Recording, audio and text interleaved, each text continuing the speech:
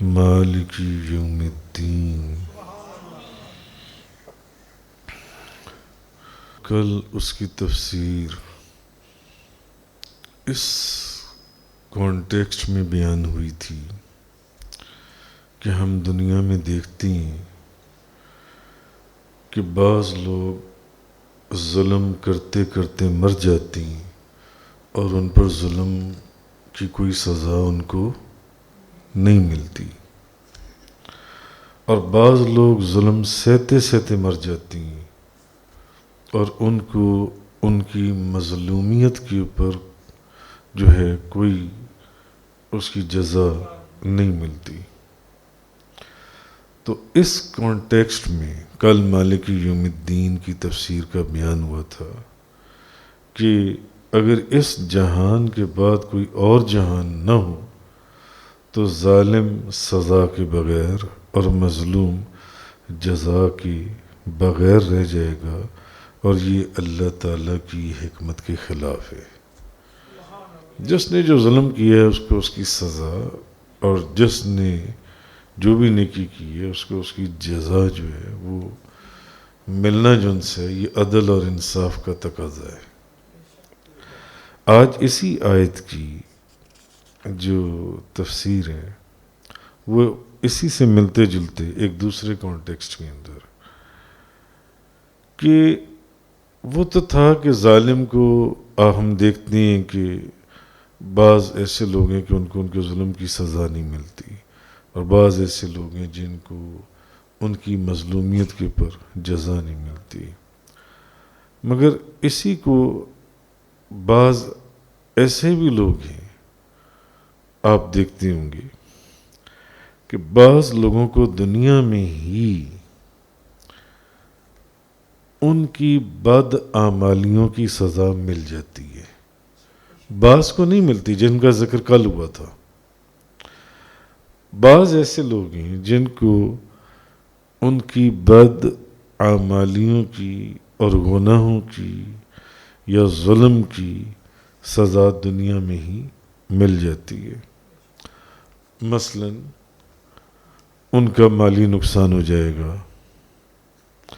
یا وہ ہولناک خطرناک بیماریوں میں مبتلا کر دیے جائیں گے، یا ان پر دشمنوں کا خوف طاری کر دیا جائے گا. قرآن حدیث میں جیسے مختلف جگہوں پر آتا ہے کہ بعض ایسے لوگ ہیں کہ جن کو ان کی بد اعمالیوں کی سزا دنیا میں مل جاتی ہے، جو بھی انہوں نے گناہ کیے، ظلم کیا یا ناجائز انہوں نے جو بھی معاملات کیے، کہ ان کو دنیا میں ان کے اعمال کی سزا ملتی ہے مختلف صورتوں کے اندر، بیماریوں کی صورت میں، نقصان کی صورت میں، خوف کی صورت میں. کئی لوگ ہم نے دیکھی خوف کے اندر مبتلا ہوتی ہیں، وہ ان کی بد اعمالیوں کی سزا ہوتی ہے کہ پتہ نہیں کل کیا ہو جائے، پرسوں کیا ہو جائے، کیا ہونے والا ہے، مختلف کیفیات ہیں. مگر دنیا کے اندر انہوں نے جو ظلم یا ناجائز حرکتیں کی ہوتی ہیں، یہ ان کی بد اعمالیوں کی جو دنیا میں بظاہر ان کو بیماریوں میں مبتلا کر دیا جاتا ہے یا کوئی نقصان ہو جاتا ہے، یہ دنیا کے اندر جو ان کو سزا دی جاتی ہے یہ ان کی بد اعمالیوں کی پوری پوری اور مکمل سزا نہیں ہے. یہ ان کی مکمل سزا نہیں ہے. اچھا، اس کے علاوہ ہم کتنے لوگوں کو ایسا دیکھتے ہیں کہ وہ ساری عمر عیش پرستی کے اندر گزار دیتی ہیں، عیاشی کرنے میں گزار دیتی ہیں، جن کے وجود میں گندے اور غلیظ کام، رشوت، جھوٹ، شراب، زنا، ظلم و ستم کرنے میں گزار دیتی ہیں. اچھا، پھر اچانک ان پر کوئی مصیبت آ پڑتی ہے تو ان کی دولت کا جو نشہ ہے وہ ٹوٹ جاتا ہے. لیکن ان کے جرائم کے مقابلے میں یہ بھی جو دنیا میں ان کی گرفت ہوتی ہے یہ ان کی مکمل سزا نہیں ہے. اس لیے کہ کل اس مالک یوم الدین کی تفسیر اس کانٹیکس میں بیان ہو رہی تھی کہ قیامت کے دن کا وقوع کیوں ضروری ہے, اس کا واقعہ ہونا کیوں ضروری ہے. تو لیکن جو آج ہم نے بیان کیا مالک یوم الدین کی تفسیر کے تحت کہ جن کو دنیا میں سزا ملتی ہے وہ ان کی پوری سزا نہیں ہے, جن کو دنیا میں جزا ملتی ہے وہ ان کی پوری جزا نہیں ہے. اس لیے ان کی مکمل سزا کے لیے اب ایک اور جہان کی ضرورت ہے. اور کل اس بات پر بھی گفتگو ہوئی تھی کہ جب تک اس جہان کو مکمل ختم نہیں کیا جائے گا جزا اور سزا کا جو نظام ہے اس کو پائے تکمیل پر نہیں پہنچایا جا سکتا, اگر آپ کو یاد ہو تو اس لیے ان کی مکمل سزا کے لیے ایک جہان کی ضرورت ہے جہاں قیامت کے بعد ان کو ان کی پوری سزا ملے گی.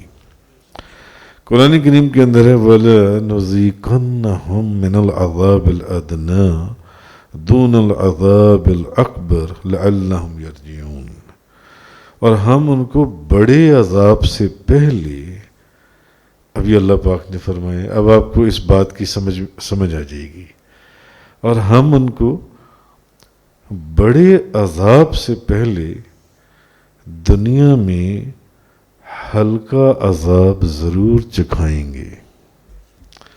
معلوم ہوا کہ اس دنیا میں ان کو جو تکلیفیں مصیبتوں میں مبتلا کیا گیا, تکلیفوں میں مبتلا کیا گیا, بیماری کے اندر مبتلا کر دیا گیا, یہ ابھی اس کی پوری سزا نہیں ہے. ابھی اصل سزا اور عذاب جو ہے وہ تو آگے ہے, یہ تو صرف اس کا مزہ ایک چکھایا جا رہا ہے. چکھنا کچھ اور ہے, کھانا کچھ اور ہے.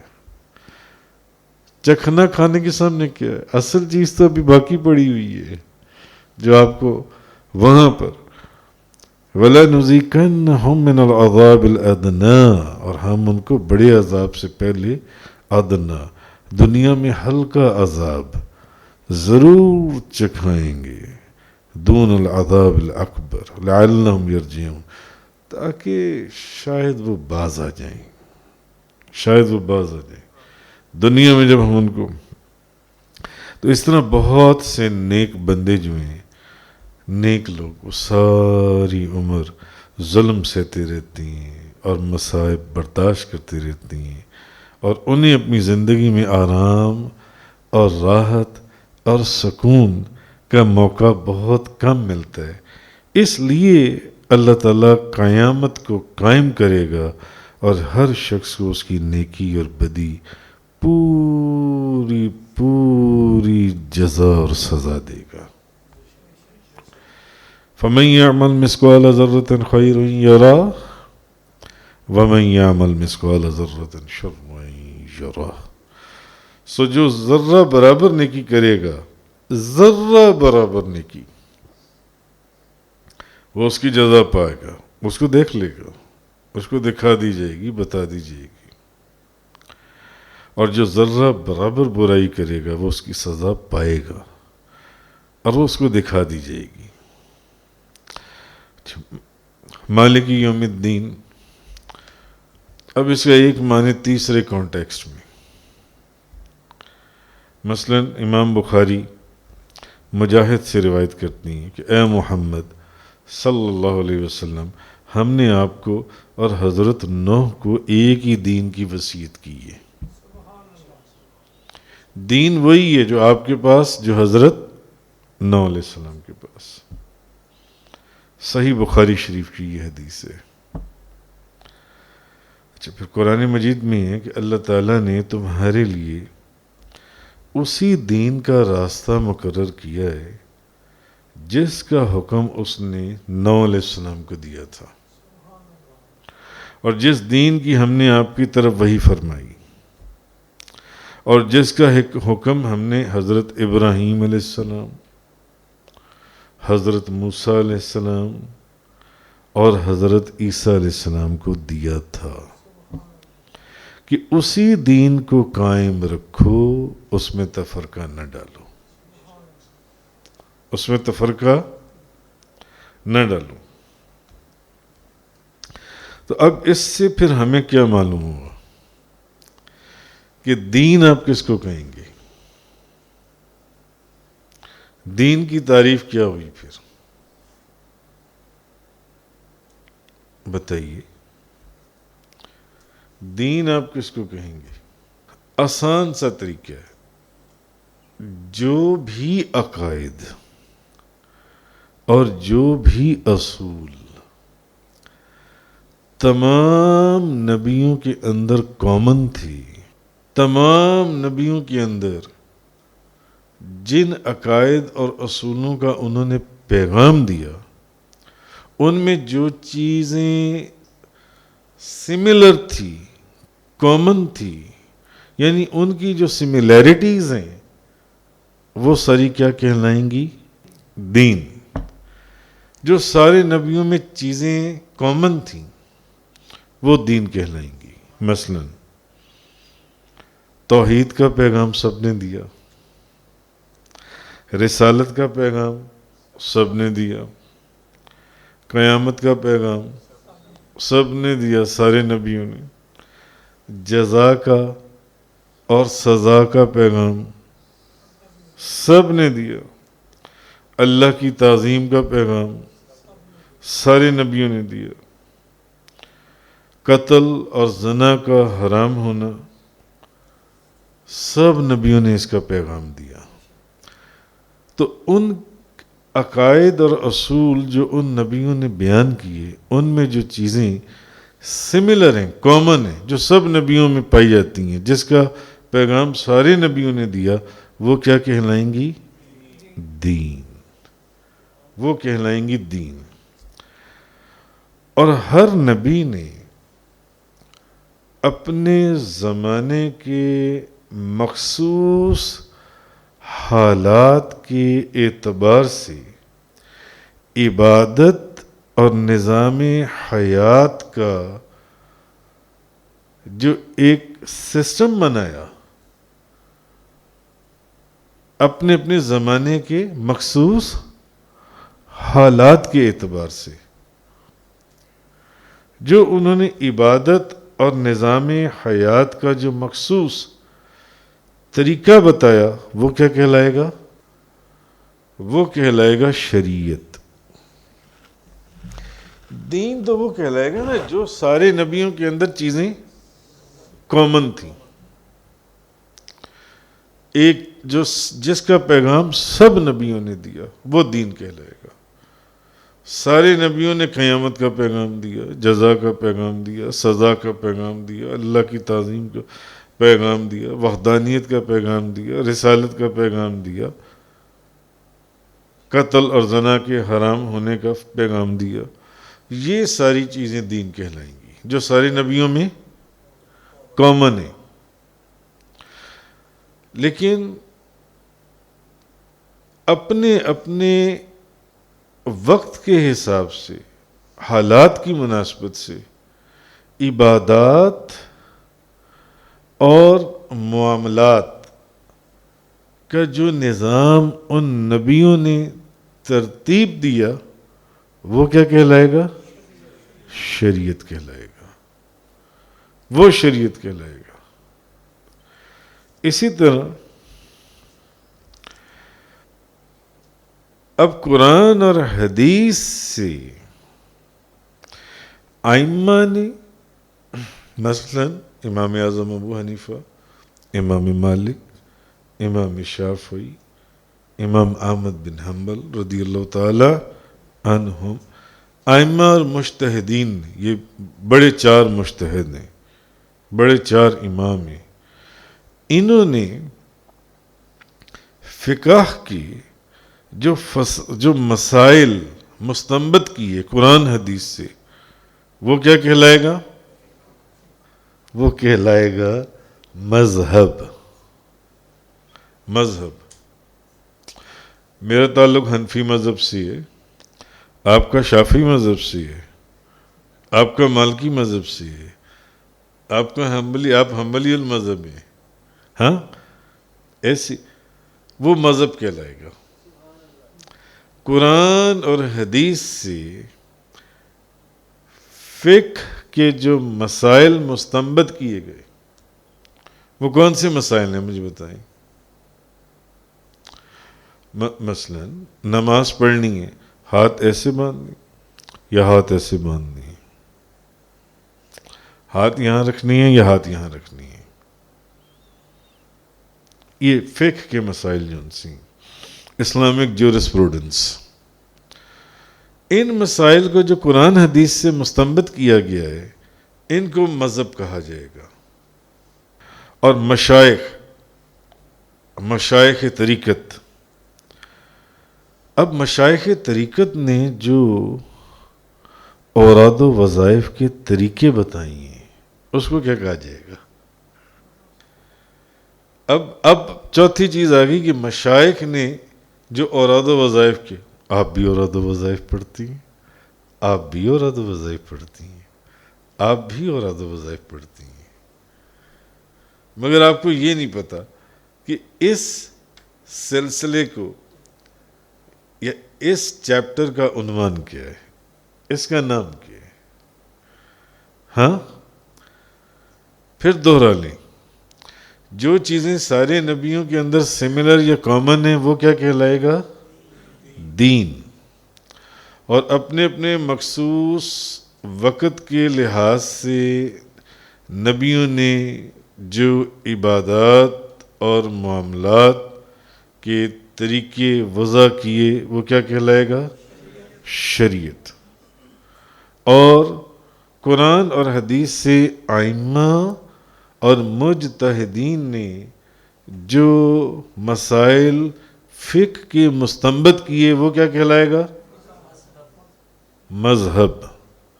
وہ مذہب کہلائے گا. اور بزرگان دین نے، اولیاء اعظام نے جو اوراد و وظائف کے طریقے ہمیں بتائے، وہ کیا کہلائے گا؟ وہ مسلک کہلائے گا. مسلک. سلوک کہتے ہیں جس کے اوپر سالک چلتا ہے. سلوک کہتے ہیں جس کے اوپر سالک چلتا ہے. تو اس کو جون سا ہے جو بزرگان دین کی یہ نے اور مشائخ طریقت نے جو اوراد و وظائف کے طریقے بتائے ہیں، اس کو کہیں گے کیا؟ مسلک یا مشرب. دونوں لفظ کہہ لیں گے، مشرب یا مسلک. مسلک جن سے. اچھا. اور کسی مخصوص درسگاہ کے نظریات کو آپ کیا کہیں گے؟ آپ کے جو نظریات ہیں وہ کس درسگاہ سے تعلق رکھتی ہیں؟ کسی مخصوص درسگاہ کے نظریات کا نام ہے مکتبہ فکر. میں آپ سے پوچھتا ہوں، بھئی آپ کس مکتبہ فکر سے تعلق رکھتی ہیں؟ میں بریلوی مکتبہ فکر سے تعلق رکھتا ہوں. آپ کون سے مکتبہ فکر سے تعلق رکھتے ہیں؟ میں دیوبندی مکتبہ فکر سے تعلق رکھتا ہوں. آپ کون سے مکتبہ؟ میں وہابی مکتبہ فکر سے تعلق رکھتا ہوں. ایسا ہے نا جی. مکتبہ فکر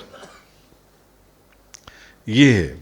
تو اچھا اب ہم اس کو سمیٹ دیتے ہیں کہ پھر دین کے لحاظ سے پھر ہم کیا کہلائے. دین کی بھی ڈیفینیشن ہو گئی، شریعت کی بھی ڈیفینیشن ہو گئی، مذہب کی بھی ڈیفینیشن ہو گئی، مسلک کی بھی ڈیفینیشن ہو گئی، اور مکتبہ فکر کی بھی ڈیفینیشن ہو گئی. تو پھر اب یہ بتائیں کہ دین کے لحاظ سے ہم کیا کہلائیں گے؟ دین کے لحاظ سے ہم مسلمان کہلائیں گے، اور شریعت کے لحاظ سے ہم کیا کہلائیں گے؟ محمدی. شریعت کے لحاظ سے ہم کیا کہلائیں گے؟ دین کے لحاظ سے مسلمان ہوئے، شریعت کے لحاظ سے محمدی ہوئے، اور مذہب کے لحاظ سے ہم کیا کہلائیں گے؟ بتائیں.